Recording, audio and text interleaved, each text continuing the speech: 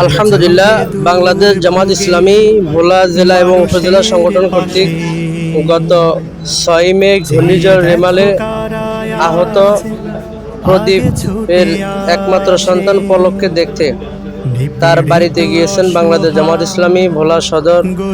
ভোলা জেলা শাখার মোহতারম নায়েবে আমির জনাব অধ্যক্ষ মাওলানা নজরুল ইসলাম এবং উপজেলা শাখার সংগ্রামী আমির জনাব মাওলানা কামাল হোসেন এবং জেলা কর্ম পরিষদ মাস্টার বেলায়েত হোসেন, ইউনিয়ন আমির মাওলানা মিয়া মোহাম্মদ সালাউদ্দিন সহ নেতৃবৃন্দ এ সময় তাদের পরিবারের সাথে সৌজন্য সাক্ষাৎ এবং পলকের বর্তমান শারীরিক অবস্থান পর্যবেক্ষণ করে তারা আমিরে জামাত ডাক্তার শফিকুর রহমানের পক্ষ থেকে প্রেরণকৃত যে আর্থিক চিকিৎসা বাবদ সহায়তা তাকে প্রদান করা হয় প্রায় 15,000 টাকা। আলহামদুলিল্লাহ, এ সময় পলকের বাবা প্রদীপ এবং তার দাদা গৌরাঙ্গ ঢালি এবং তাদের যে সকল আত্মীয়রা উপস্থিত ছিলেন সকলেই আনন্দ উচ্ছ্বাসের সাথে আমাদের প্রিয় প্রেরণকৃত আমিরে জামাত ডাক্তার শফিকুর রহমানের হাজিয়াটুকু তারা গ্রহণ করেছেন।